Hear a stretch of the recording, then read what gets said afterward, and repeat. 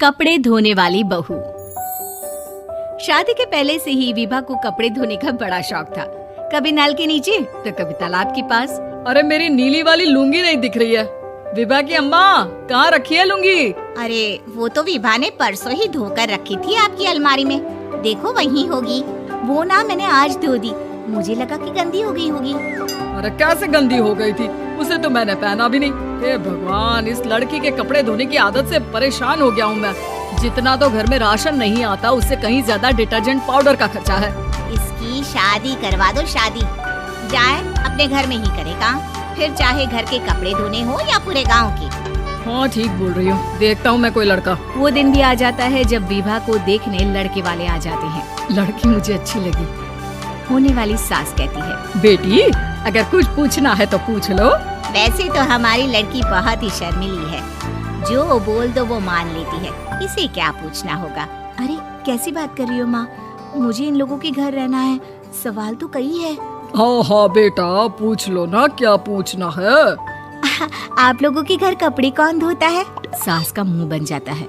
देखो अगर तुम ये कहना चाहती हो कि तुम्हें कपड़े धोने नहीं आते तो सुन लो, कपड़े मैं ही धोती हूँ, लेकिन तुम्हारे आ जाने के बाद मैं रुमाल तक नहीं धोऊंगी। अरे चुप रहना भाग्यवान, बहू बेचारी घर आई नहीं, उसे डराना शुरू कर दिया। वो क्या है ना बिटिया, अभी तक तो ये कल्लू की माँ ही धोती थी, लेकिन अब तुम्हारे पापा तो दहेज में वॉशिंग मशीन देंगे ही।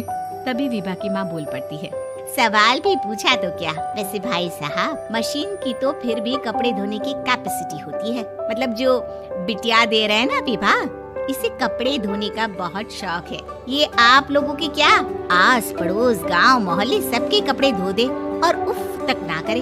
बाहर देखा नहीं आपने कितने कपड़े सूख रहे हैं?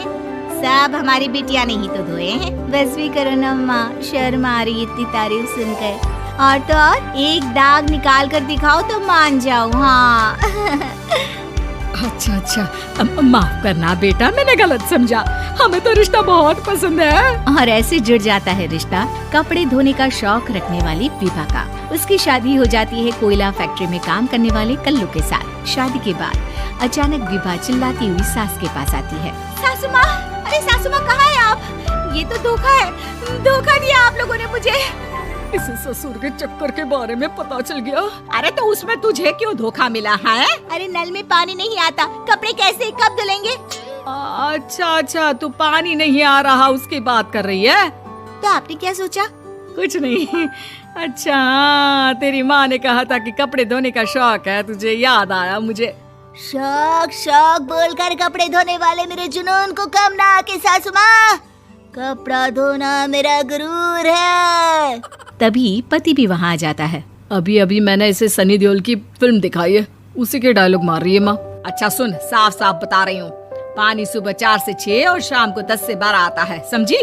विभा टाइमिंग सुनकर हैरान हो जाती है। ये क्या भूतों का मोहल्ला है? सुबह 4 बजे उठकर कौन कपड़े धोता है? 4 बजे टंकी में पानी जाता है, फिर सारा दिन धोना ना, किसने मना किया? अरे कैसी बात कर रही है? 200 लीटर की टंकी में कितने कपड़े धो लूंगी मैं? सुबह ही उठ जाऊंगी मैं। अब क्या था, विभा सुबह 4 से लेकर रात के 12 बजे तक कपड़े ही धोती रहती।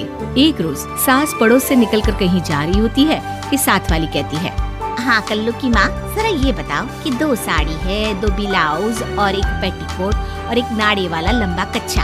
हाँ तो? अरे तो क्या, कितना लोगी धुलाई ये बताओ। धोबन दिख रहे हैं हम क्या? हमारे पति सरकारी नौकरी से अभी रिटायर हुए हैं और बेटा सुपरवाइजर है कोयला फैक्ट्री में। धोबन समझ रखा है हमें।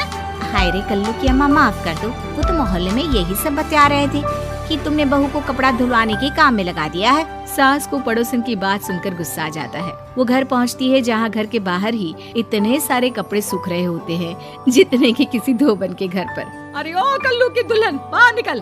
माँ जी यहीं आ जाओ, बाथरूम में चादर धो रहे हैं हम। अरे अभी हम धोते हैं, तुमको बाहर निकलो। ये आस पड़ोस वाले बोल रहे हैं कि हम बहू से कपड़े धुलवा कर उसे कपड़ा धोने वाली बना दिए हैं। अरे छोड़ो ना माँ जी, किन लोगों की बातों में आती हो? आस पास के लोगों का तो काम ही होता है कि वो किसी तरह सास बहू को लड़ा दे। बहू सारे घर के कपड़े धोती है, ये क्या कम है? बोलिए। सास को भी लग जाता है कि वो बहू का ये सनकीपन नहीं छुड़वा सकती, इससे अच्छा है कि खुद ही चुप हो जाए। एक रोज सास और बहू मंदिर जाते हैं, जहाँ सास की साड़ी वहाँ खड़ी भीख मांगने वाली से मिलती है। माँ जी क्या बात है? आपकी आपकी साड़ी उस भिखारन से कितनी मिल रही है ना?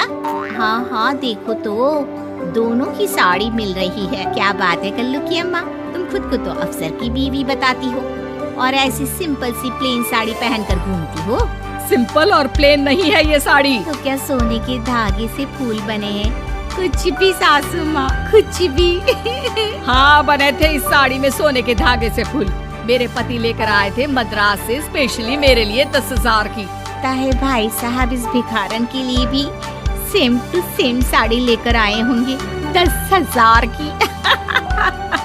सास उस वक्त तो कुछ नहीं कहती, लेकिन बहू के साथ घर आती है और अलमारी से एल्बम निकाल कर लाती है। ये साड़ी देख रही है, ये वही साड़ी है जिसे मैंने अभी पहना था। इस साड़ी में ये जो चमकदार फूल दिख रहे हैं ना, ये सोने के धागों से काढ़े गए हैं। लेकिन तू लोकल वॉशिंग मशीन ब्रश से घिस घिस कर सारे फूलों को निकाल कर साड़ी प्लेन कर दी। मुझे माफ कर दीजिए सासू माँ। और तो और, जब मैंने तुझे तेरी गलती के लिए कुछ नहीं कहा, लेकिन तूने तो सबके सामने मेरा मजाक ही बना दिया। क्यों? बहू को समझ में आ जाता है कि अब से उसका कपड़े धोना बंद।